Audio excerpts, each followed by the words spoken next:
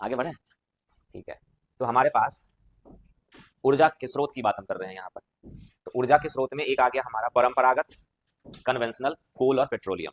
ठीक है। दूसरा आ गया हमारा नवीन और नवीकरणीय। तो नवीन और नवीकरणीय का मतलब हो गया जैसे जिसे हम बार बार इस्तेमाल कर सकते हैं, जिससे पॉल्यूशन कम होता है। तो नवीन और नवीकरणीय में जैसे सूर्य से प्राप्त ऊर्जा, सोलर एनर्जी, विंड एनर्जी वगैरह वगैरह, कई सारी चीजें इसमें आ जाती है। तीसरा जो सेक्शन होता है उसे हम कहते हैं परमाणु ऊर्जा, न्यूक्लियर एनर्जी। इसे हम कहते हैं न्यूक्लियर एनर्जी। ये परमाणु ऊर्जा होती है, न्यूक्लियर। इसमें इसे भी हमें समझना है कि परमाणु ऊर्जा हमारा किस तरह से होता है, जिसमें हम क्या करते हैं, या तो एक परमाणु को तोड़ देते हैं या दो परमाणुओं को आपस में जोड़ देते हैं। सिंपल तरीके से अगर आप समझो तो, इसके अंदर बहुत सारा लोचा भी है, लेकिन सिंपल तरीके से समझो। एक परमाणु को तोड़ देना, एक परमाणु को तोड़ देना और दो या दो से अधिक परमाणुओं को जोड़ देना। ठीक है। परमाणु क्या होते हैं मैंने पहले भी आपके साथ डिस्कस किया हुआ है। एटॉम क्या होते हैं, परमाणु क्या होते हैं, बाद में फिर हम डिस्कस कर लेंगे। अभी सिर्फ हम ये समझ लेते हैं कि हमारे पास ऊर्जा के स्रोत क्या क्या हैं। ठीक है। तो परमाणु ऊर्जा में एक परमाणु को तोड़ना, जब हम परमाणु को तोड़ते हैं तो हम उसे कहते हैं विखंडन। इसे हम कह देते हैं विखंडन, फिजन। विखंडन, परमाणु को तोड़ना, विखंडन, इसे परमाणु विखंडन कहते हैं। और दूसरा परमाणु को जोड़ना, तो जोड़ने को संलयन कहते हैं। परमाणुओं को, दो परमाणुओं को जोड़ देना, तो इसे हम कहते हैं संलयन, इसे हम कहते हैं फ्यूजन। ठीक है। तो परमाणु को तोड़कर और परमाणु को जोड़कर दोनों तरीके से हम बिजली बना सकते हैं। इस तरीके से अभी हम बिजली बना रहे हैं, लेकिन इस तरीके से अभी हम नहीं बना रहे हैं, ये हमारा एक्सपेरिमेंटल स्टेज है। ठीक है। तो तीसरे तरीके से जो हम ऊर्जा जनरेट कर रहे हैं वो हमारा है परमाणु ऊर्जा। ऊर्जा जनरेट करने के हम समय के साथ साथ और भी तरीके डेवलप करते जा रहे हैं। ऊर्जा जनरेट करने के हम समय के साथ और भी तरीके डेवलप करते जा रहे हैं। कई बार उनको इसी में कहीं रख देने की कोशिश किया जाता है, लेकिन उसे अदर फैक्टर में आप रख सकते हो। जैसे जैसे एक तरीका है बायोमास, कचरा से ऊर्जा बना देना, है ना। कचरा जो है हमारा, उससे भी हम एनर्जी, इलेक्ट्रिसिटी जनरेट कर सकते हैं। तो जो कचरा होता है उसे हम कहते हैं बायोमास। हम इसे आगे और भी पढ़ेंगे, हमें पढ़ना है, अभी हम शॉर्ट फॉर्म में समझ रहे हैं इसे। कचरे से, कोई भी कचरा, जैसे इसमें सिर्फ कचरा नहीं आता है ना, सिर्फ कचरा नहीं आता है, इसमें बहुत सारी चीजें आ जाती हैं। लेकिन अभी सिंपल आप ऐसे समझो कि जैसे घर से जो कचरा हमारा निकलता है ना, उस कचरे से भी हम एनर्जी जनरेट कर सकते हैं, है ना। हमारे खेतों से जो कचरा निकलता है उस कचरे से भी हम एनर्जी जनरेट कर सकते हैं, वह भी क्लीन एनर्जी में आ जाता है। इसे हम कह देंगे क्लीन एनर्जी, स्वच्छ ऊर्जा का स्वच्छ साधन। तो आप अगर देखो तो सिर्फ ये ऐसा है जो प्रदूषण फैलाता है, बाकी ये और ये बहुत ज्यादा प्रदूषण मतलब फैलाता तो है, लेकिन अलग तरीके से है। इसमें इसको हम अलग तरीके से समझेंगे, धीरे धीरे हम इसे समझेंगे। अभी अगर आपसे पूछा जाए कि अभी इस पृथ्वी पर ऊर्जा के क्या क्या साधन हैं, तो ऊर्जा के इतने साधन आपके पास हो सकते हैं, आप इसे लिख सकते हो। ठीक है। परंपरागत में कोयला और पेट्रोलियम। नवीन और नवीकरणीय में सबसे पहले हर चीज को जानना बहुत जरूरी है। नवीन और नवीकरणीय मैंने पहले ही आपको बता दिया। जैसे सूर्य ऊर्जा, जैसे कहीं से गर्म पानी निकल रहा हो तो उस गर्म पानी को से हम बिजली बना सकते हैं। जैसे हिमाचल प्रदेश में गर्म पानी का झरना है, वहां पर हमने एक्सपेरिमेंटल बनाया भी है, तो हम वहां से बना सकते हैं। तो इस तरह से कई सारी चीजें इसके अंदर आ जाती है। समुद्र के पानी से हम बिजली बना सकते हैं। तो वो सारी चीजें हमारी आ जाती है कहाँ पर, नवीन और नवीकरणीय में। परमाणु ऊर्जा, परमाणुओं को तोड़कर तो परमाणु विखंडन, परमाणुओं को जोड़कर तो परमाणु संलयन, यहाँ पर भी ऊर्जा जनरेट कर सकते हैं। और अन्य यहाँ पर कई अन्य तरीके और भी हैं जिनसे हम ऊर्जा जनरेट करते हैं। ठीक है भाई, ओके। चलो, आपको याद होगा कि कल की क्लास में हम लोग, आ जाओ आ जाओ,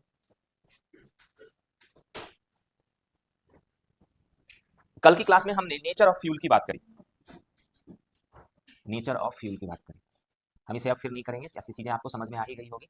नेचर ऑफ फ्यूल की अगर हम बात कर रहे हैं तो नेचर ऑफ फ्यूल में हमने डिवाइड किया है तीन पार्ट में, सॉलिड, लिक्विड और गैस। इस तीन पार्ट में हमने डिवाइड किया है, जिसे हमें अलग अलग पढ़ना है, करके पढ़ना है। हमने कल कैलोरीफिक वैल्यू की बात कर ली, ये सब हमने पढ़ लिया है। अब हम आज बात करेंगे सॉलिड की। Solid nature of fuel. Solid nature of fuel, solid का मतलब क्या हो जाता है, ठोस। इसे हम कह देते हैं ठोस। देखो, जब ठोस की बात करो आप यहां पर, तो ठोस को आप दो पार्ट में डिवाइड कर सकते हो। ठोस को अगर आप देखो तो आप इसे दो पार्ट में डिवाइड कर सकते हो। पहला जो हो जाएगा सेक्शन, वो सेक्शन हमारा हो जाएगा कोयला, है ना। और दूसरा सेक्शन जो हो जाएगा हमारा, जिसे मैंने थोड़ा सा नए तरीके से अपने तरीके से यहाँ पर समझने सोचने की कोशिश की है, दूसरा जो सेक्शन हमारा हो जाएगा वो हमारा हो जाएगा जैसे वुड। ये भी तो ऊर्जा का साधन है, इसको भी जलाकर भी तो हम काम कर सकते हैं, है ना। तो लकड़ी, कोल और लकड़ी, तो ये दोनों, अगर लकड़ी की बात कर लो यहाँ पर, जैसे यहाँ पर आप बात कर लो गोबर के उपले की बात कर लो, है ना, गोबर के उपले भी तो हो जाएंगे। गोबर के उपले को क्या बोलेंगे इंग्लिश में? काव, डी यू एन जी, फिर काव डंग, ठीक है। तो हम इसका भी इस्तेमाल कर सकते हैं। तो ये हमारा क्या हो जाएगा, ठोस ऊर्जा के जो सॉलिड नेचर ऑफ फ्यूल है। लेकिन आप अगर इनको देखो, इन दोनों को देखो, वुड को देखो और काउ डंग जो भी है, गाय के गोबर के जो हम उपले बना लेते हैं, इनको देखो तो ये दोनों कहाँ आ जाएंगे, ये दोनों आ जाएंगे क्लीन एनर्जी में, ऊर्जा के स्वच्छ साधन में आ जाएंगे। हम इन्हें कहाँ रख देंगे, हम इन्हें रख देंगे new and renewable source of energy में।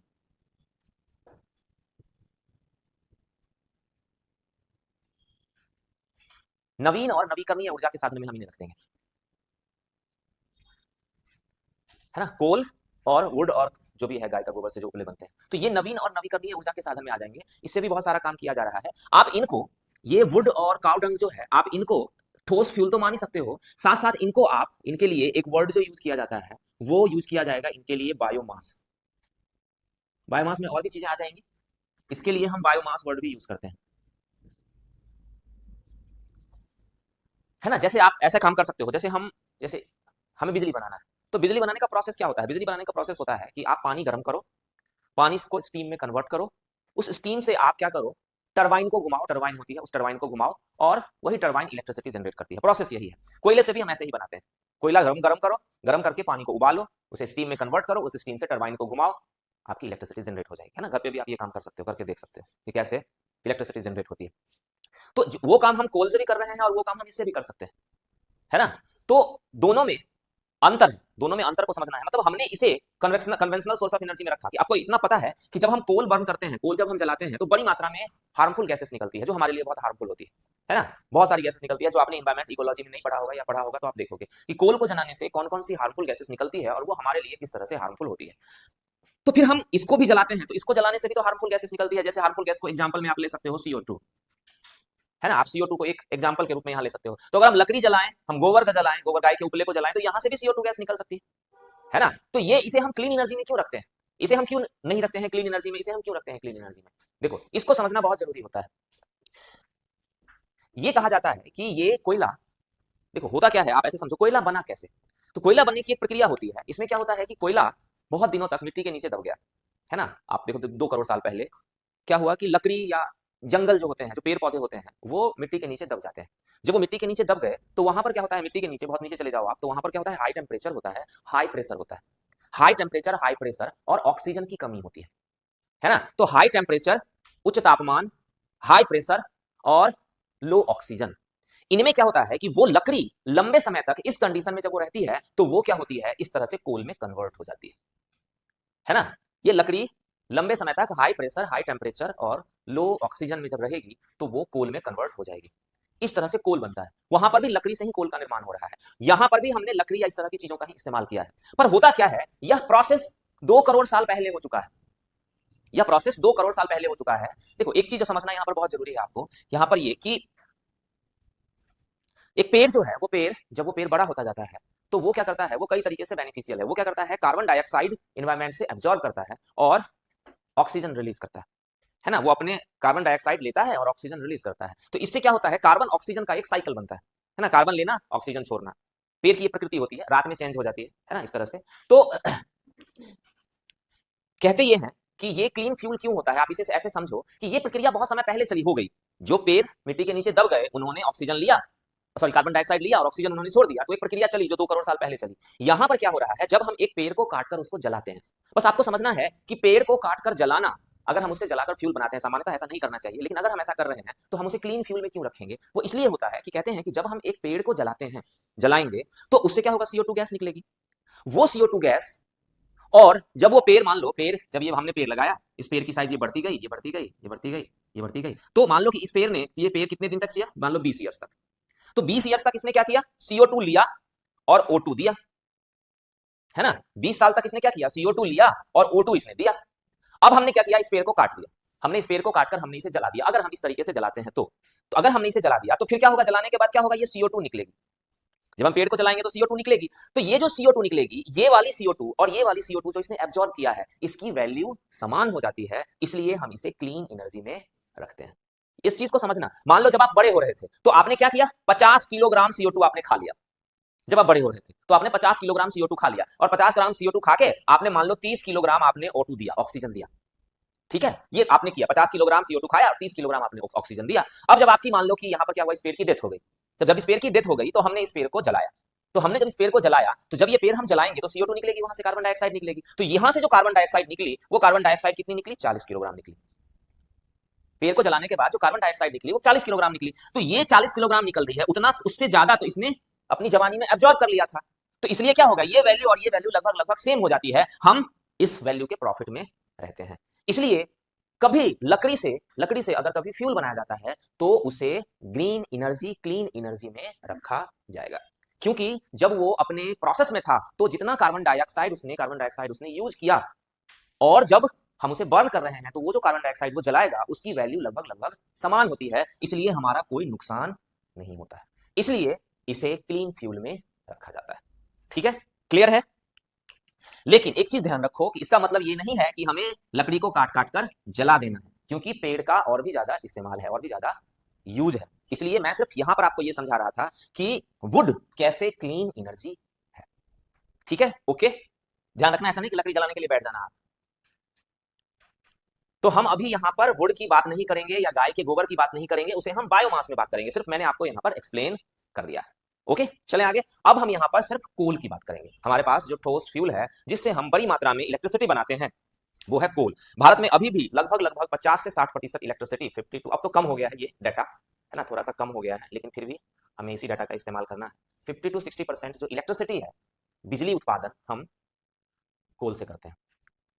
ठीक है, बिजली उत्पादन भारत में।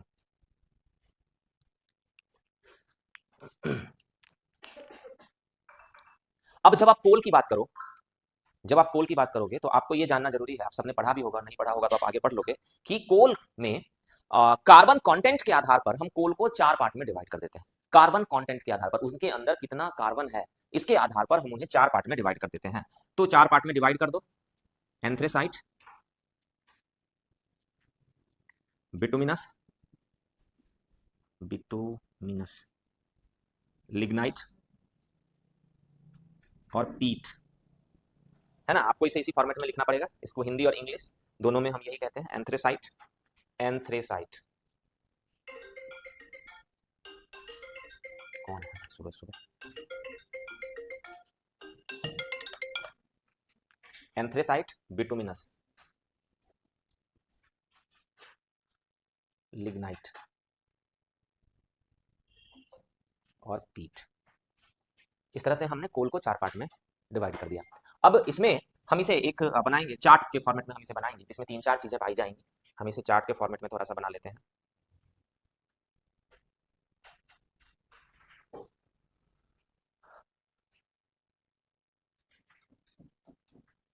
पहला है हमारा carbon content. Carbon content, burning efficiency, carbon content, carbon की मात्रा, दहन क्षमता, बर्निंग एफिशिएंसी, दहन क्षमता, और हीट ऑब्लिक स्मोक, धुआं, और यहां आ जाएगा हमारा एस कंटेंट। ठीक है, कार्बन कंटेंट, कार्बन की मात्रा, दहन क्षमता, उष्मा, धुआं और राख।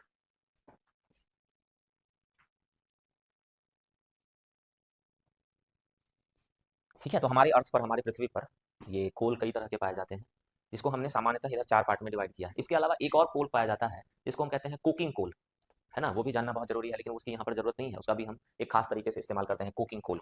तो अब देखो, सबसे पहले कार्बन कंटेंट।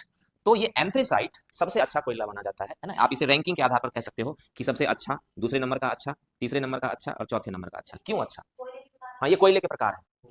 हो गया। तो मैंने इसको कोल की बात करी कि भारत अपने कुल बिजली उत्पादन का 50 से 60% कोयले से उत्पादन करता है। कैसे करता है? अभी मैंने बताया था आपको, पानी गर्म करता है, पानी गर्म करके उस पानी को स्टीम में कन्वर्ट करता है, उस स्टीम से टरबाइन को घुमाता है और टरबाइन ही जनरेटर को घुमाता है और उससे इलेक्ट्रिसिटी जनरेट हो जाती है। अब कोयले को हमने 4 पार्ट में डिवाइड किया है, 1 2 3 4, एंथ्रेसाइट, बिटुमिनस, लिग्नाइट और पीट। ये इनकी क्वालिटी के आधार पर है। क्वालिटी में कौन कौन सी क्वालिटी आएगी तो हम उसको यहाँ पर देखेंगे, किस क्वालिटी के आधार पर हमने डिवाइड करते हैं। तो पहला होता है कार्बन कंटेंट। तो ये जो होता है एंथ्रेसाइट, इनमें सबसे ज्यादा कार्बन पाया जाता है, ग्रेटर देन 85% कार्बन। इसमें कार्बन की मात्रा देखो, किसी भी चीज में आप समझ लो कि जैसे आप गोल्ड की एक ज्वेलरी बनाते हो, कुछ भी बना लेते हो, मान लो, है ना, मान लो कि आपको इस बार नया शौक चढ़ा है, आपको नया शौक कि यहाँ पर एक छेद करवा के, है ना, उसके अंदर एक, है ना, सुई घुसाना, और वो गोल्ड का बनवाने का आपको शौक चढ़ा है।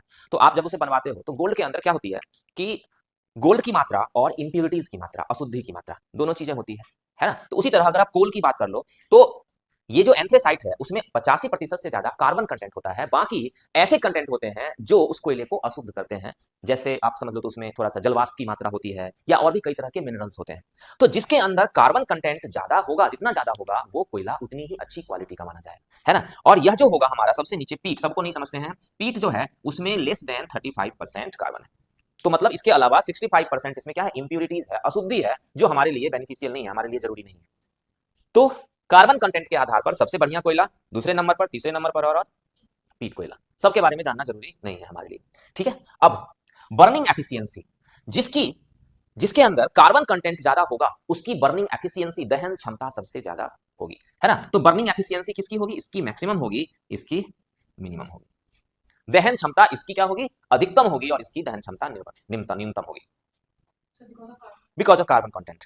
जिसके अंदर कार्बन की मात्रा, अशुद्धि, नाम से अशुद्धि अगर ज्यादा होगी तो धुआं ज्यादा, अभी हम आगे देखेंगे, ठीक है। तो बर्निंग क्षमता का मतलब क्या है? बर्निंग क्षमता का मतलब हो जाता है कि जो सही तरीके से जल जाए, है ना। एक कोयले का कितना % हिस्सा जल जाता है, तो जितना कार्बन कंटेंट रहेगा वो उतना ही अच्छे तरीके से जल जाएगा। अब हीट और स्मोक, कार्बन कंटेंट मैक्सिमम है तो हीट मैक्सिमम है, और अगर हीट मैक्सिमम है तो स्मोक मिनिमम है, कम से कम। अगर कार्बन कंटेंट ज्यादा है तो हीट मैक्सिमम और स्मोक मिनिमम, धुआं कम से कम। और यहां पर ठीक इसका उल्टा कर दो, तो हीट मिनिमम और स्मोक मैक्सिमम, धुआं ज्यादा, ठीक है। अब उसी तरह से एस कंटेंट, राख, तो अगर हीट मैक्सिमम है मतलब ज्यादा से ज्यादा हिस्सा जल जाता है तो राख कम आएगा। तो एस कंटेंट इसमें मिनिमम और इसमें मैक्सिमम, ज्यादा से ज्यादा, ठीक है भाई। समझना बहुत जरूरी है, इससे ये कॉन्सेप्ट है, इसमें कॉन्सेप्ट के आधार पर क्वेश्चन पूछा जाता है एग्जाम में, है ना। फैक्ट नहीं पूछा जाता है इसमें, कॉन्सेप्ट के आधार पर क्वेश्चन पूछा जाएगा आपसे, और कई बार इनसे क्वेश्चन भी आए हैं एग्जाम में। तो आपको बस ये समझना है कि कोल को हमने 4 पार्ट में डिवाइड किया है, उसकी क्वालिटी के आधार पर। क्वालिटी क्या है? कार्बन कंटेंट, इसमें सबसे ज्यादा, सबसे कम। बर्निंग एफिशिएंसी सबसे ज्यादा, सबसे कम। हीट स्मोक सबसे ज्यादा, हीट सबसे ज्यादा, स्मोक कम, हीट कम, स्मोक ज्यादा, मिनिमम मैक्सिमम, ठीक है। क्लियर है? अब देखो, अगर हम भारत की स्थिति देखें, इससे हमें भारत की स्थिति को भी समझने का मौका मिलता है। तो भारत में बहुत कोयला पाया जाता है। आपको पता है कि भारत कोयला उत्पादन के नंबर में और कोयले के रिजर्व के मामले में दुनिया में चौथे और 5वें पोजीशन पे लगभग लगभग है ना। आपको ये बात समझना है। अब कोयला तो हमारे पास बहुत ज्यादा है, हम कोयला इंपोर्ट भी करते हैं, कोयला हम एक्सपोर्ट भी करते हैं। लेकिन भारत की विशेषता यह है कि भारत के अंदर बिटुमिनस और लिग्नाइट प्रकृति के कोयले ज्यादा पाए जाते हैं, है ना। भारत में जो मैक्सिमम कोयला है वो मैक्सिमम कोयला बिटुमिनस और लिग्नाइट, मैक्सिमम कोयला हमारे पास बिटुमिनस और लिग्नाइट प्रकृति का है। पीट भी है और एंथ्रेसाइट भी है, पर पीट हो ना हो हमें कोई खास फर्क नहीं पड़ता है, हमारे पास एंथ्रेसाइट होना चाहिए, है ना। अब एंथ्रेसाइट हमारे पास बहुत कम है। कभी आप पढ़ के देखो, आपने पढ़ा भी होगा कि एंथ्रेसाइट कोयले के भंडार भारत में कुछ छोटे छोटे राज्यों में पाए जाते हैं, जैसे जम्मू कश्मीर, थोड़ा सा हिस्सा हिमाचल प्रदेश में, थोड़ा सा हिस्सा मतलब जो पहाड़ी क्षेत्र है ऊपर वाला, जम्मू कश्मीर, हिमाचल प्रदेश, और इधर चले जाओ तो थोड़ा सा आपको नागालैंड, मणिपुर वाले हिस्से में, अरुणाचल प्रदेश वाले हिस्से में बहुत ही थोड़ी मात्रा में हमारे पास एंथ्रेसाइट कोयला के भंडार पाए जाते हैं। इसलिए भारत कई देशों से एंथ्रेसाइट कोयले को इंपोर्ट करता है, जैसे रसिया, जैसे अमेरिका, और भी कई देश हैं ऐसे जहां पर ये भंडार बड़ी मात्रा में पाए जाते हैं।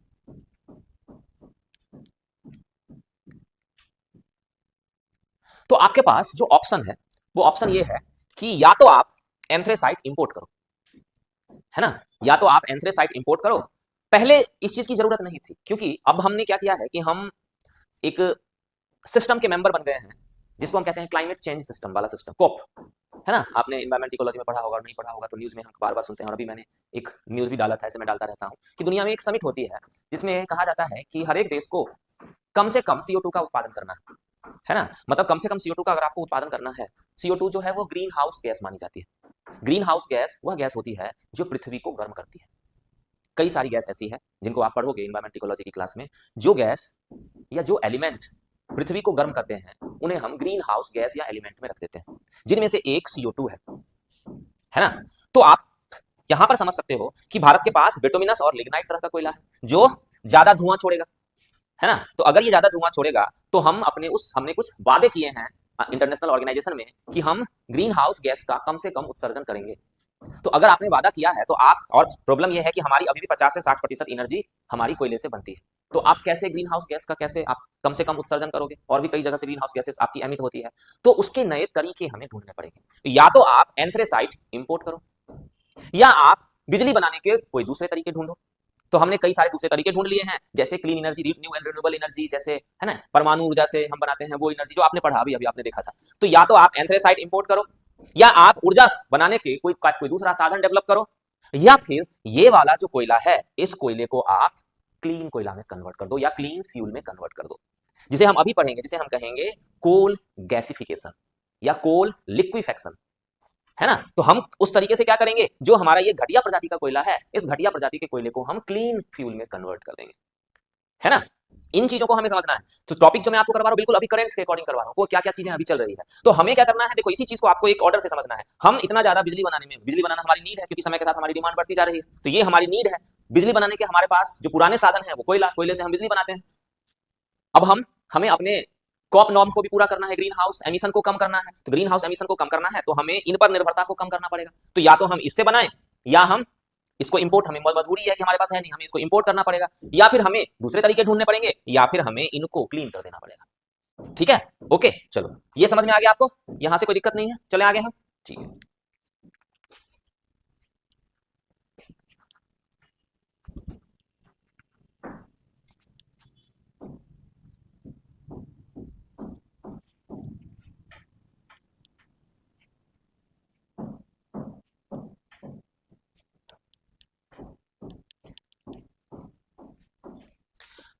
तो हम एक नया तरीका ढूंढेंगे।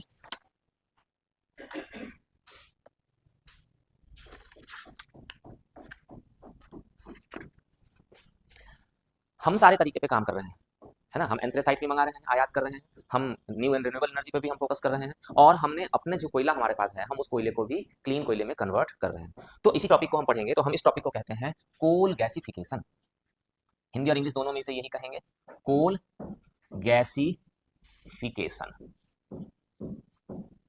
Coal gasification. ठीक है, तो अब इसमें क्या क्या हो जाएगा, हमारा क्या करेंगे, सबसे पहले हम पढ़ते हैं कोल गैसिफिकेशन है क्या। तो कोल गैसिफिकेशन का मतलब हो जाता है कि कोल को गैसियस फ्यूल में कन्वर्ट कर देना। ठीक है, कोल को, कोयले को गैसीय ईंधन के रूप में परिवर्तित कर देना। ठीक है, तो आप यहां पर कह सकते हो कोल को गैस फ्यूल में कन्वर्ट कर देना। ठीक है, गैसीय ईंधन में कोल को आपने कन्वर्ट कर दिया। ये आपका कोयला जो गैस में कन्वर्ट हो गया, इस गैस को हमने कहा syn gas.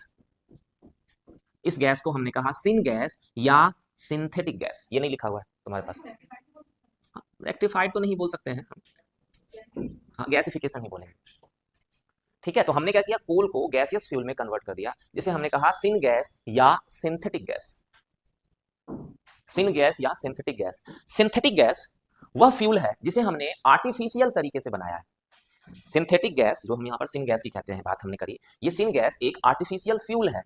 Artificial fuel, artificial तरीके से जो चीजें हम बनाते हैं उसे हम कहते हैं सिंथेटिक। सिंथेटिक रबर, आर्टिफिशियल तरीके से रबर बनाया। सिंथेटिक प्लास्टिक, आर्टिफिशियल तरीके से प्लास्टिक हम बना रहे हैं, है ना। कई जगह पर सिंथेटिक वर्ड यूज किया जाता है। तो सिन गैस, सिंथेटिक गैस, ठीक है, वह गैस जो हमने आर्टिफिशियल तरीके से बनाया है। इस सिन गैस में क्या क्या होता है ना, इस सिन गैस के अंदर क्या क्या होता है, तो इसमें होता है कंटेंट, क्या क्या होते हैं, हाइड्रोजन। इसके अंदर जो कंटेंट होते हैं सिन गैस के अंदर, मतलब जब हमने कोल को कन्वर्ट किया है सिन गैस में, तो हमें उसके अंदर क्या क्या मिलेगा? तो हमें उसके अंदर मिलेगा हाइड्रोजन H2, हमें मिलेगा carbon monoxide CO, carbon monoxide, carbon dioxide, carbon monoxide, carbon dioxide.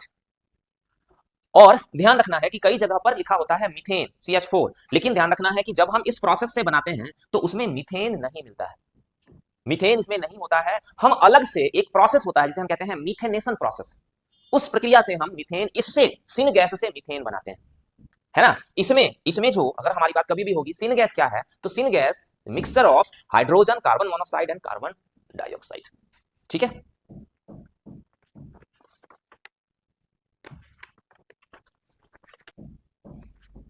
तो इसमें CH4 नहीं होती है।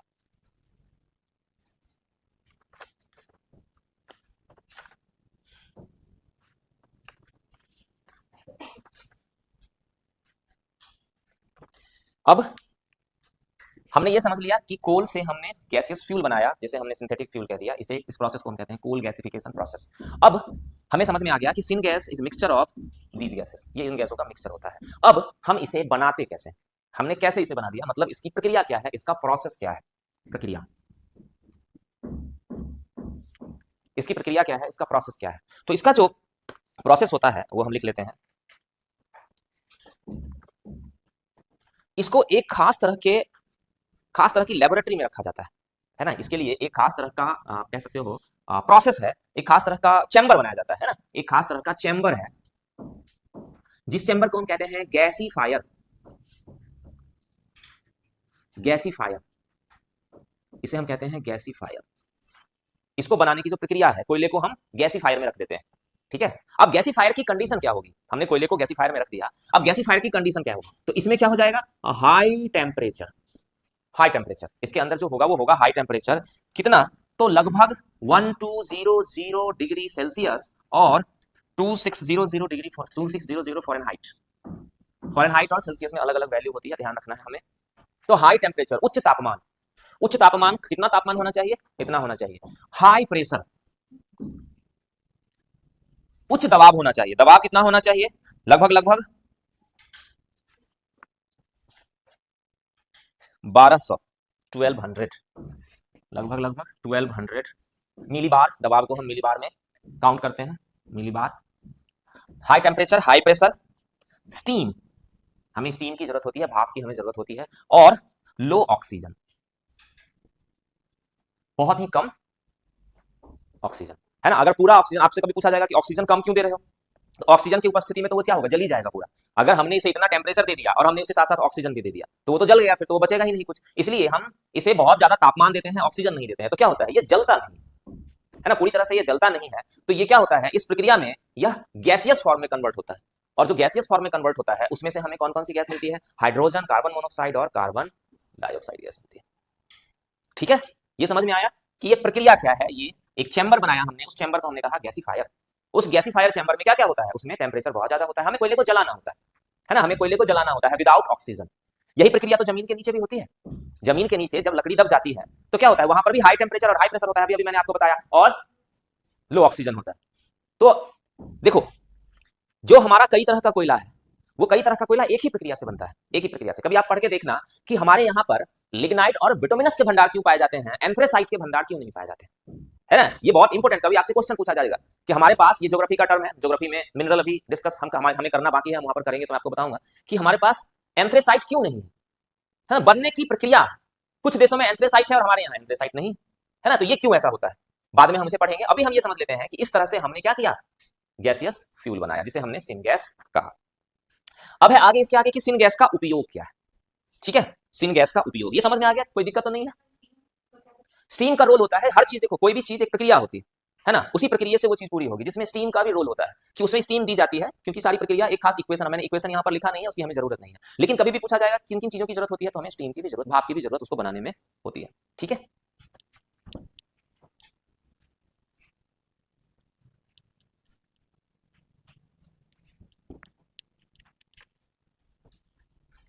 अब यहां पर हमारा है कि इसका इस्तेमाल क्या है, उपयोग।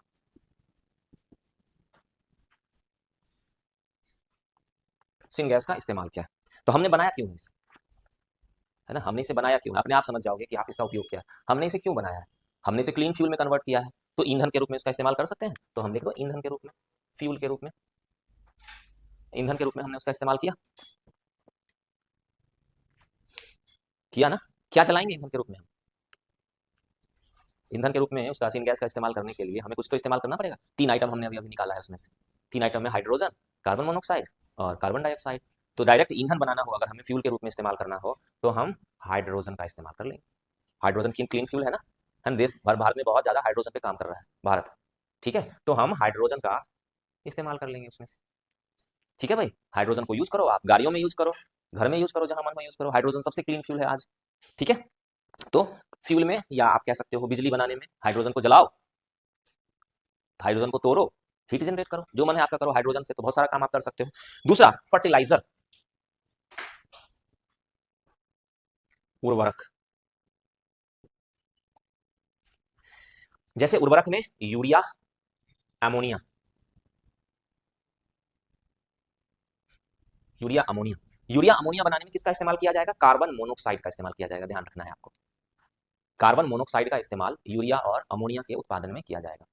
तो अभी हमने देखा कि वहां पर जो सिनगैस के अंदर जो गैसेस हैं, वो सारी की सारी गैसेस हम उसका इस्तेमाल कर लेते हैं। हमने खासकर उसमें से हाइड्रोजन का इस्तेमाल करना है और कार्बन मोनोऑक्साइड का इस्तेमाल करना है। कार्बन डाइऑक्साइड को क्या करेंगे अभी मैं आपको आगे बताऊंगा, है ना। हमारा काम क्या है, हमने उसे यूजफुल कंटेंट में कन्वर्ट कर दिया है।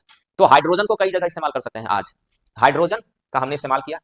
अब बच गया हमारे पास कार्बन मोनोऑक्साइड। तो कार्बन मोनोऑक्साइड वैसे तो एक जहरीली गैस होती है, जब इन्वायरमेंट में कार्बन मोनोऑक्साइड फैल जाए तो हमारे लिए हार्मफुल हो जाती है। लेकिन यहाँ से जब कार्बन मोनोऑक्साइड निकले तो हम इसे क्या करते हैं, ट्रैप करके रख लेते हैं, है ना। कार्बन जो मोनोऑक्साइड निकल गई है, सीओ जो निकल रहा है, उसको पकड़ के रख लेते हैं, और पकड़ के रखकर हम उसे अलग अलग प्रक्रिया से, है ना, उसका अलग अलग जगह पर इस्तेमाल है। उसके अंदर ये मिलाएंगे तो ये बनेगा, उसके अंदर ये मिलाएंगे तो ये बनेगा। तो अलग अलग प्रक्रिया से हम अलग अलग जगह पर उसका इस्तेमाल करते हैं। अब उतना तो हमें यहाँ पर पढ़ना नहीं है, हमें आईआईटी का एग्जाम तो देना नहीं है, हमें तो यहाँ पर यूपीएससी पास करना है। यूपीएससी में से ये पूछा जाएगा कि उसका उपयोग क्या है, कहाँ कहाँ पर उसका उपयोग है ना, या कोई किसी दूसरे एग्जाम में। तो एक तो फर्टिलाइजर में। तीसरा हो गया हमारा इसका हम डायरेक्ट फ्यूल की तरह इस्तेमाल भी कर सकते हैं, डायरेक्ट फ्यूल की तरह। अब डायरेक्ट फ्यूल की तरह किसका इस्तेमाल कर सकते हैं, फिर से कार्बन मोनोऑक्साइड का। जैसे यहां पर मैं एक इक्वेशन लिख देता हूं आपके लिए, ताकि आपको समझ में आ जाए कि कैसे डायरेक्ट फ्यूल में हम इस्तेमाल कर सकते हैं। CO plus half O2, CO2 plus heat.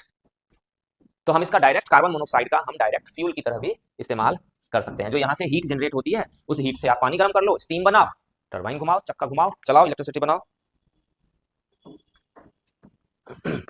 या इस हीट का इस्तेमाल जो भी मन हो करो। जैसे इस हीट का इस्तेमाल आप घर को गर्म रखने में भी कर सकते हो, बॉयलर के रूप में। कई जगह पर कंपनियों में इसको बॉयलर कहते हैं। यूपीएससी ने क्वेश्चन पूछा था, यहाँ पर आपको दे दिया जाएगा कहाँ कहाँ इस्तेमाल करना है। तो हम बॉयलर, BOILERS, BOILERS, बॉयलर्स के रूप में भी हम इसका इस्तेमाल कर सकते हैं, इस हीट का।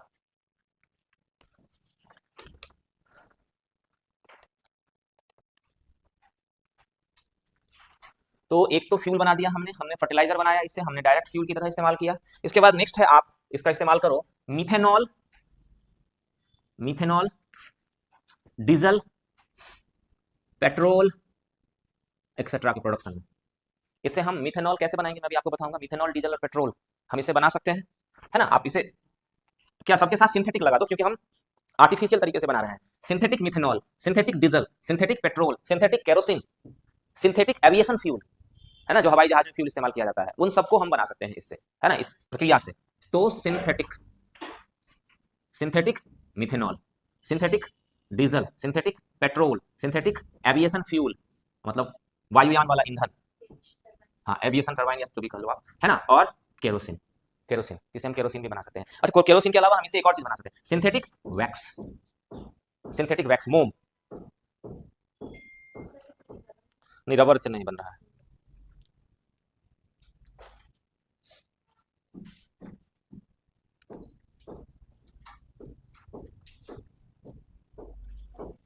हम्म।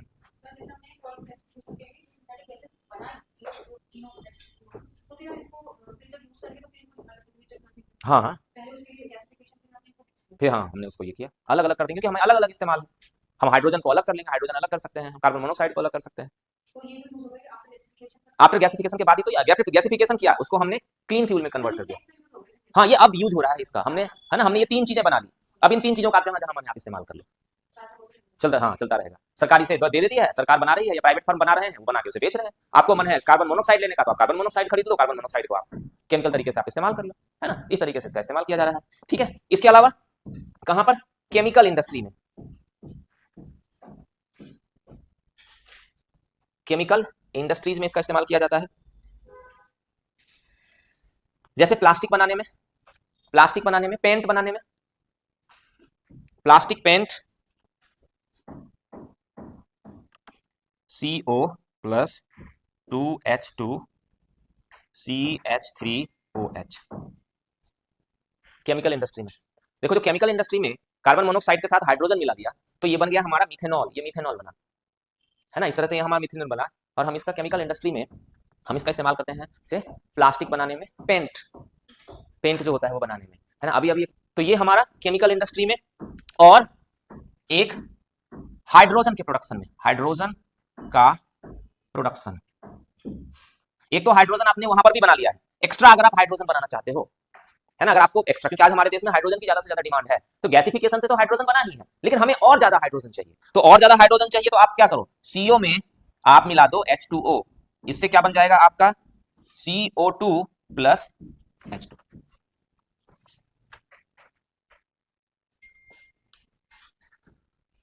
तो वास्तव में आप देख रहे हो कि ये जो प्रक्रिया है, जिस प्रक्रिया से हमने गैसिफिकेशन किया है, उससे जो हमारा नया आइटम बनकर आया, वो नया आइटम हमारे लिए बहुत बेनिफिशियल है। हम कई जगहों पर उसका इस्तेमाल कर सकते हैं। अगर वो हाइड्रोजन है तो हम उसे डायरेक्ट फ्यूल के रूप में इस्तेमाल कर सकते हैं। अगर उसमें कार्बन मोनोक्साइड है तो कार्बन मोनोक्साइड का हम अलग अलग तरीके से अलग अलग जगह पर इस्तेमाल कर रहे हैं। कार्बन मोनोक्साइड से हमने फर्टिलाइजर बनाया, यूरिया, अमोनिया। कार्बन मोनोक्साइड से हमने डायरेक्ट हीट जनरेट कर ली, उसका अलग अलग जगह पर हमने इस्तेमाल किया। कार्बन मोनोक्साइड से हमने सिंथेटिक डीजल, पेट्रोल वगैरह वगैरह ये सारी चीजें हमने बना ली। और केमिकल इंडस्ट्री में हमने इसका इस्तेमाल किया, मिथेनॉल बनाया, और कई जगह पर हमने इसका इस्तेमाल किया। हाइड्रोजन के प्रोडक्शन में हमने कार्बन मोनोक्साइड का इस्तेमाल किया। ये सारी जो चीजें हैं जो हम एक फॉर्मेट से, हमें क्या मिला है, हमें वहां पर 3 चीज मिली, जिसमें CO2 तो हम अलग तरीके से यूज करेंगे, हाइड्रोजन और कार्बन मोनोक्साइड जो गैस मिली है उसका हम बहुत अलग अलग तरीके से इस्तेमाल कर सकते हैं। ठीक है भाई, चलें आगे। पानी मिलाना केमिकल प्रोसेस है ना, वो बन जाएगा अपने आप, एक अलग तरीके से हम उसे मिलाते हैं, किसकी कितनी मात्रा होगी वो उस तरीके से हम मिला के, कितना और किस चीज की हमें जरूरत होगी उसे, हमें इसमें एक और चीज की जरूरत होती है जो हम आगे पढ़ेंगे, कैटलिस्ट, जो प्रक्रिया को तेज कर देता है ना। तो बहुत सारी चीजें जो हमें यहाँ पर जरूरत नहीं है हम उसको नहीं पढ़ते, तो वो एक अलग अलग, जैसे H2 हाइड्रोजन और O दोनों मिलेगा तो पानी बनेगा, तो क्या हम घर पे पानी बना सकते हैं, नहीं बना सकते हैं। तो उसकी एक खास प्रक्रिया है कि H2 और O कितना कितना मिलना चाहिए और किस तरीके से मिलना चाहिए। उसी तरह से ये सारी प्रक्रिया है, कहां पर किनका कैसे इस्तेमाल किया जाएगा वो सारी चीजें पहले से रिसर्च की गई हैं और वो उस तरीके से हम उसे कन्वर्ट कर लेते हैं। ठीक है, नेक्स्ट इसका क्या है, बेनिफिट्स।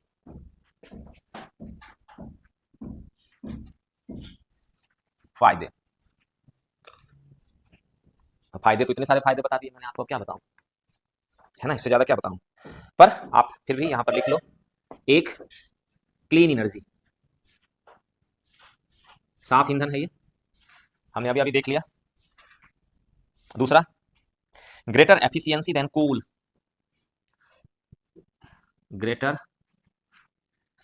एफिशिएंसी देन कोल, कोल, कोयले से ज्यादा इसके अंदर क्षमता है, हमने इसे कन्वर्ट कर दिया तो क्या हो गया, उसकी एफिशिएंसी बढ़ गई, उसकी क्षमता बढ़ गई, कन्वर्ट कर देने से, केमिकल तरीके से अगर हमने इसे कन्वर्ट कर दिया तो।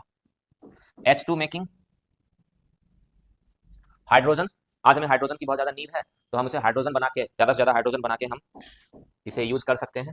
इसके अलावा इंपोर्ट, लेस इंपोर्ट, कि हमारा क्या होगा, इंपोर्ट पर जो हमारी डिपेंडेंसी है वो कम हो जाएगी, है ना। आयात, अगर हम इसे ज्यादा से ज्यादा करते हैं तो हम जो आयात कर रहे हैं, क्या पेट्रोल और डीजल जो हम आयात कर रहे हैं उस पर हमारी निर्भरता क्या होगी, कम हो जाएगी, है ना। तो आयात पर निर्भरता हमारी कम हो जाएगी। इसकी एक, इसका एक फायदा ये है कि कोल के कंपैरिजन में इसका ट्रांसपोर्टेशन ज्यादा आसान है ना, गैस का ट्रांसपोर्टेशन ज्यादा चीपर है इन कंपैरिजन टू कोल। कोल को ले जाना है आपको ट्रक पे, ट्रेन पे, ऐसे ले जाना है, और गैस को ले जाना है आपको तो 2 तरीके से ले जाओ, या तो गैस को ही ले जाओ या गैस पे प्रेशर डाल के उसे लिक्विड में कन्वर्ट कर दो, लिक्विड लेके चले जाओ, लिक्विड को पाइप के माध्यम से लेके चले जाओ, है ना। तो क्या है इसका, चीपर एंड इजी ट्रांसपोर्टेशन, मतलब सस्ता और आसान परिवहन, सस्ता और आसान परिवहन, ये सारे इसके फायदे ही फायदे हैं, तो आप इसका इस्तेमाल करो।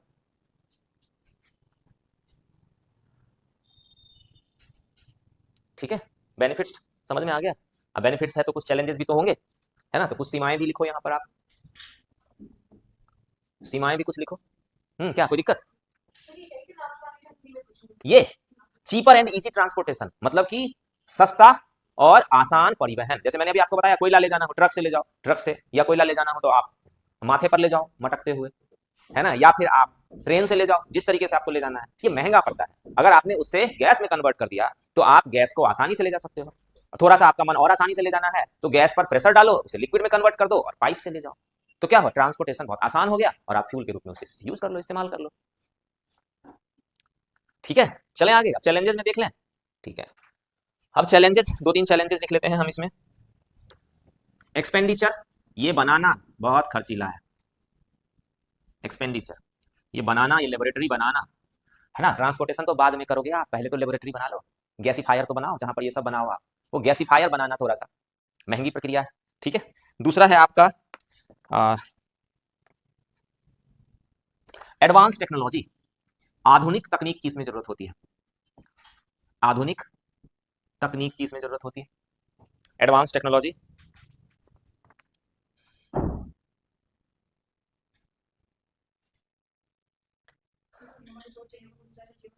हाँ वही तो, तकनीक में वो सारी चीजें आ जाएंगी आपके, तकनीक में टेक्नोलॉजी और जो स्किल है दोनों चीजें आ जाएंगी, है ना।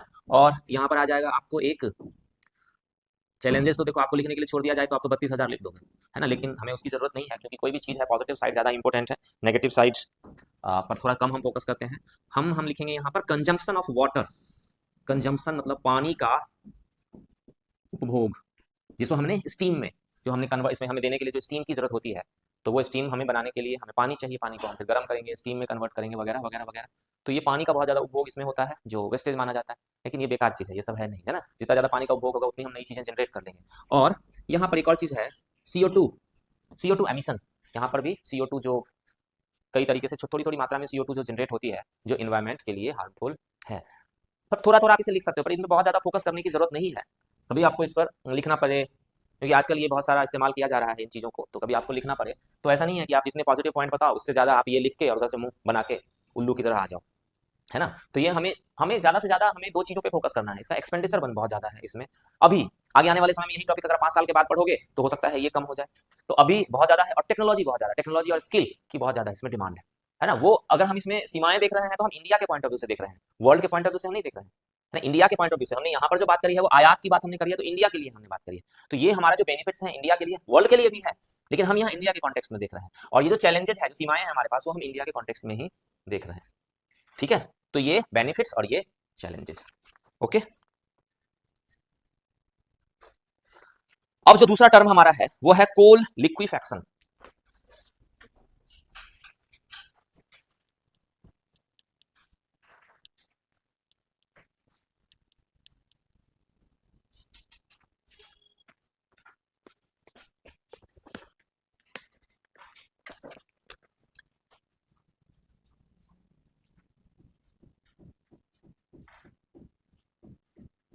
कोयला लिक्विफैक्शन, है ना। कुछ आजकल जो नए वर्ड आ रहे हैं, डिस्कवर हो रहे हैं, जो नई चीजें हो रही हैं, उसका हिंदी में हमारे पास कोई है नहीं। हमने हिंदी में उस तरह की चीजें हमने भारत में पहले हम नहीं किया है, तो इस वजह से हमारे पास उसका हिंदी वर्ड नहीं है। आगे आने वाले समय में हमारे पास हिंदी वर्ड हो सकते हैं, लेकिन अगर हमें अभी पढ़ना है तो हमें इसी फॉर्मेट में पढ़ना है। अब कोल लिक्विफैक्शन क्या है, तो जिस तरह से आपने सिंपल है, कोल को गैस में कन्वर्ट किया है, अगर आप कोल को लिक्विड में कन्वर्ट कर दो तो हम उसे कहते हैं कोल लिक्विफैक्शन, है ना। तो कुछ नहीं करना है, हमें कोल को तरल ईंधन में कन्वर्ट कर देना, तरल ईंधन में कन्वर्ट कर देना। ठीक है, हमने कोल को तरल ईंधन में कन्वर्ट कर दिया।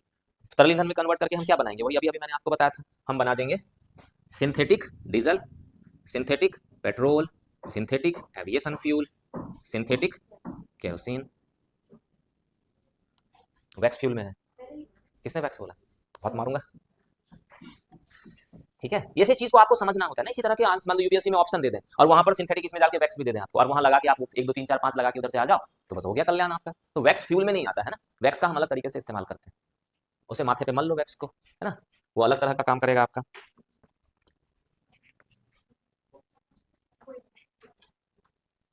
ठीक है, तो ये क्या है आपको समझ में आ गया? को लिक्विफेक्शन क्या है? कोयले को हमने तरल फ्यूल में कन्वर्ट कर दिया, लिक्विड फ्यूल में कन्वर्ट किया है। अब कैसे? कैसे?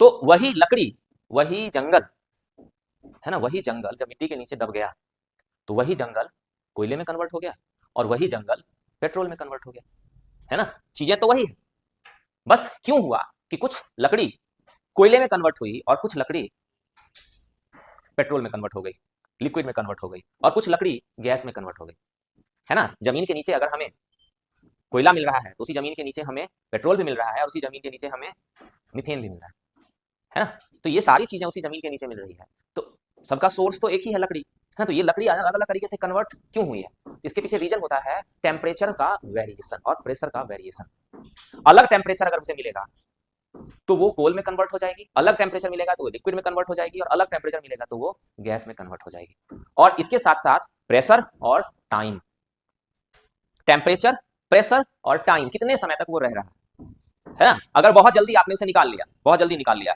तो पीट तरह का कोयला मिलेगा। थोड़ा सा और समय दे दिया आपने तो आपको मिल जाएगा लिग्नाइट, थोड़ा सा और समय दिया तो आपको मिल जाएगा इस तरह से अलग अलग, और टेम्परेचर बढ़ा दिया, थोड़ा ज्यादा टाइम दे दिया आपने तो आपको मिल जाएगा पेट्रोल, है ना। तो जमीन के नीचे भी वही प्रक्रिया हो रही है और उसी प्रक्रिया को हम यहाँ पर लेबोरेटरी में भी करवा रहे हैं। अंतर यह है कि जमीन के नीचे जब हो रहा है तो करोड़ों साल का समय लग रहा है, और उस चीज को हम यहाँ पर शॉर्ट पीरियड ऑफ टाइम में करवा रहे हैं। प्रोसेस सेम है, प्रक्रिया समान है, वो प्रकृति कर रही है तो नेचुरल है, ये हम कर रहे हैं तो सिंथेटिक है। ठीक है, क्लियर है ना आपका? तो यहां पर प्रक्रिया क्या है? वही प्रक्रिया है इस्तेमाल किया जाए। तो अभी हम सिर्फ लिखते हैं हाई टेम्परेचर, उसके बाद हम यहां लिख देते हैं हाई प्रेशर, हाई प्रेशर। उसके बाद इसमें हमें हाइड्रोजन की भी जरूरत होती है, तो इसमें हम हाइड्रोजन भी डालेंगे, हमें हाइड्रोजन की नीड हो गई। इसमें हमें कैटलिस्ट की जरूरत होती है, कैटलिस्ट, इसे हम कहते हैं उत्प्रेरक, इसमें हमें उत्प्रेरक की जरूरत होती है। उत्प्रेरक के रूप में हम, ध्यान रखना है कई बार इस तरह के क्वेश्चन पूछे जाते हैं एग्जाम में, आयरन और कोबाल्ट का इस्तेमाल करते हैं, लोहा और कोबाल्ट।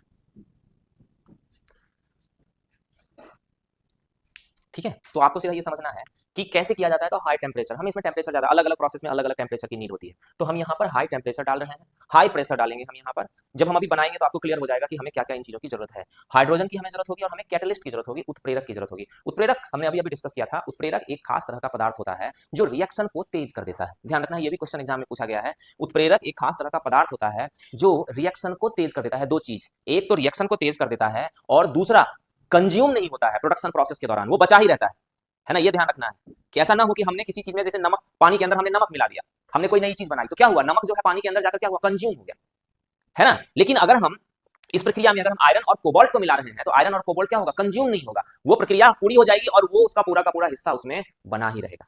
तो उत्प्रेरक उत्पादन प्रक्रिया को तेज कर देता है, रासायनिक प्रक्रिया को तेज कर देता है और प्रोडक्शन प्रोसेस में कंज्यूम नहीं होता है।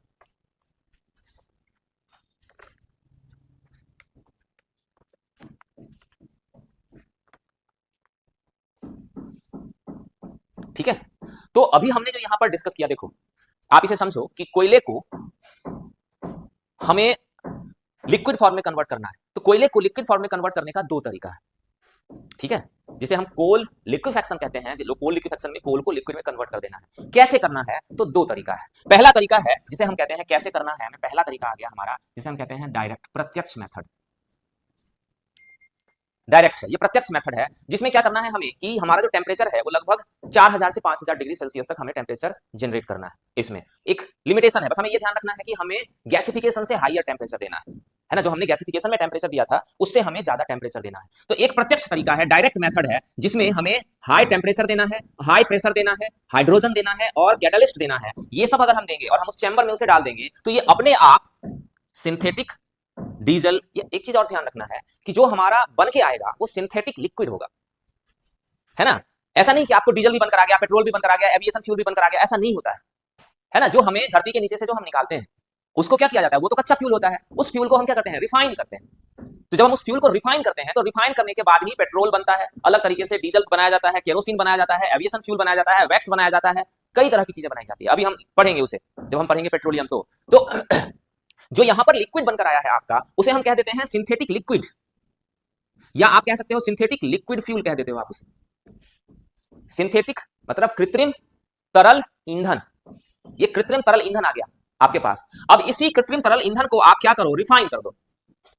तो रिफाइन करोगे तो आपका डीजल, सॉरी पहले पेट्रोल बनेगा, पहले पेट्रोल बन जाएगा, डीजल बन जाएगा, केरोसिन बन जाएगा, एविएशन फ्यूल बन जाएगा, अलग अलग तरीके से जिस तरह से हम उसे लेबोरेटरी में फर्टिल जैसे क्या कहते हैं हम, रिफाइनरी है ना, रिफाइनरी में हम क्या करते हैं, कच्चा तेल लाते हैं रिफाइनरी में और उसे अलग अलग प्रक्रिया से हम उसे रिफाइन करते हैं, तो अलग अलग हमारा लिक्विड बनके तैयार होता है। तो वही प्रक्रिया यहां पर होती है, सिंथेटिक लिक्विड बन गया, उस सिंथेटिक लिक्विड को हमने रिफाइन किया तो हमारा पेट्रोल बना, डीजल बना, केरोसिन बना, एविएशन फ्यूल बना, और इसी में हमारा वैक्स भी बनता है, लेकिन हम वैक्स को यहां पर नहीं रहे क्योंकि हम सिर्फ फ्यूल की बात कर रहे हैं।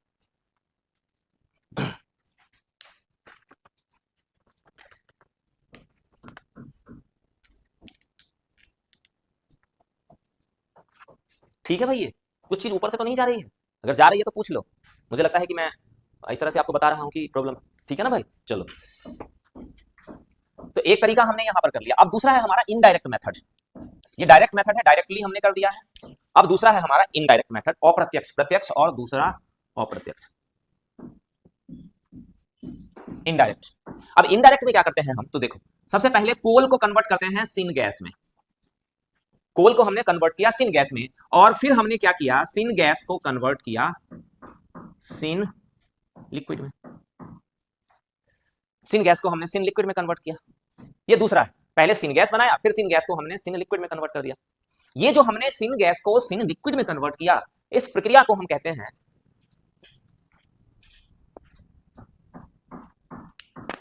भारत के अंदर तो कुछ काम भी नहीं हुआ है, पढ़ना भी पड़ता है, इतना बड़ा बड़ा नाम पढ़ना पड़ता है, फीचर, FISCHER, फीचर, TROPSCH।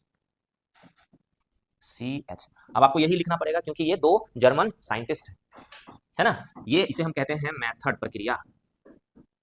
तो ये क्या है, दोनों जर्मन साइंटिस्ट हैं जिन्होंने ये तरीका डिस्कवर किया, ये दोनों जर्मन साइंटिस्ट हैं जिन्होंने ये तरीका डिस्कवर किया। इसी तरीके से हम FRANZ, फ्रेंच, FISCHER, और इनका नाम है हैंज, HANS, हैंस, TROPSCH। ये दोनों क्या है, जर्मन साइंटिस्ट हैं जिन्होंने इस तरीके से सिन गैस से, तो ज्यादातर इसी तरीके का इस्तेमाल किया जाता है ना, इसका इस्तेमाल कम किया जाता है, इसका इस्तेमाल ज्यादा किया जाता है, इसलिए कभी एग्जाम में आपको ये क्वेश्चन इसी फॉर्मेट में आ सकता है, फिशर ट्रॉप मेथड। तो ये क्या है, सिन गैस से सिन लिक्विड में कन्वर्ट करने की प्रक्रिया है जो इन दोनों जर्मन साइंटिस्ट ने इसे डेवलप किया है।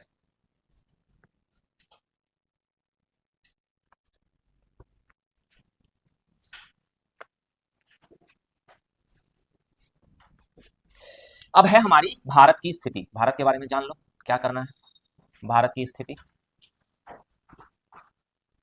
तो भारत सरकार इस पर वर्क कर रही है, किस पर, कोल गैसिफिकेशन और कोल लिक्विफैक्शन पे वर्क कर रही है, और भारत सरकार ने एक टारगेट रखा है कि वो 2030 तक, 2030 तक 1 metric ton, sorry 100 metric ton, अब 100 metric ton, metric ton, 100 metric ton इस तरह के फ्यूल का प्रोडक्शन करेगी, सिन गैस और सिन लिक्विड दोनों को। हाँ, तो ये हो गया भारत की स्थिति। अब एक छोटा सा वर्ड है जिस वर्ड को हमें समझना है, इसका थोड़ा सा लिखते हैं इस वर्ड को, GOSEQUITION,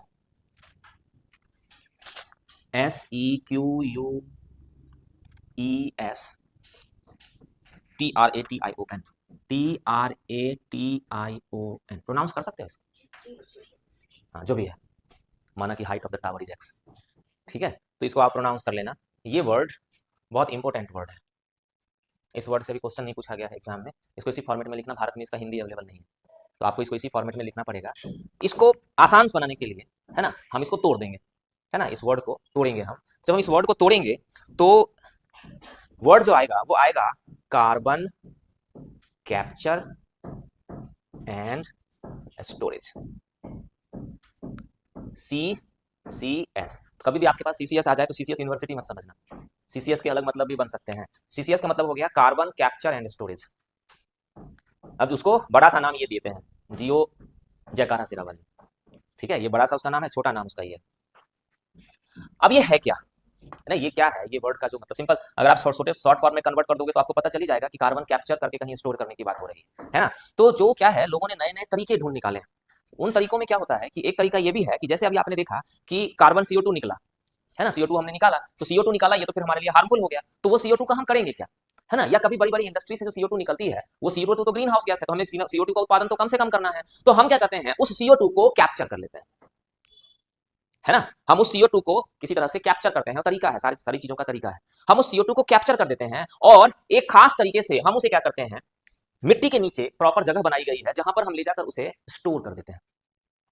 तो हमने CO2 को कैप्चर किया और उस कैप्चर करके हम प्रॉपर तरीके से उसे हमने जाकर स्टोर कर दिया मिट्टी के नीचे, कुछ प्रॉपर जगह पर हमने उसे स्टोर कर दिया, तो वो CO2 हमारे लिए हार्मफुल नहीं रह जाती है। तो CO2 को हमारे लिए, ह्यूमन के लिए या लिविंग ऑर्गेनिज्म के लिए जो हार्मफुल है, उससे बचाने के लिए यह एक तरीका ढूंढा गया है जिसे हम कहते हैं carbon capture and storage, CCS। CO2 को कैप्चर किया, उसे ध्यान रखना है, CO2 को कैप्चर किया, उसके ऊपर प्रेशर डाल के उसे लिक्विड में कन्वर्ट किया और फिर उसे ले जाकर एक जगह स्टोर कर दिया मिट्टी के नीचे।